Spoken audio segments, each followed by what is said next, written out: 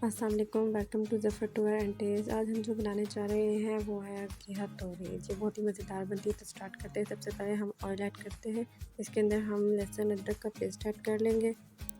अच्छा जी, लहसुन को हम लोग थोड़ा सा लाइट ब्राउन कर लेंगे ताकि इसका जो टेस्ट है वो यानी कि अच्छा आ जाए। अच्छा जी, मैं जो घिया तोरी बना रही हूँ ये टोटली डिफरेंट होती है। इसका टेस्ट जो होता है वो टोटली डिफरेंट होता है और मुझे उम्मीद है कि आप लोगों को ये ज़रूर पसंद आएगा।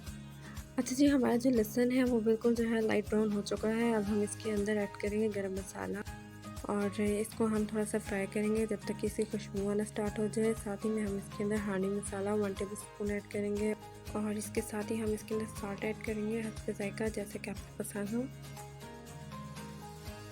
अच्छा जी, इसको 1-2 मिनट अच्छे से फ्राई करेंगे। जैसे ये फ्राई हो जाएगी हम इसके अंदर तोरी डाल देंगे। तोरी को मैंने गोल गोल थोड़ा मोटा करके काट लिया है।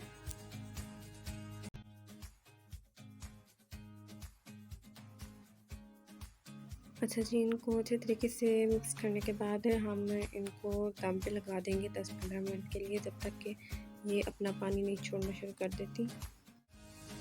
ये देखिए जी, तोरी ने अपना पानी छोड़ दिया। अब हम इनको 5-10 मिनट के लिए फ्राई करेंगे।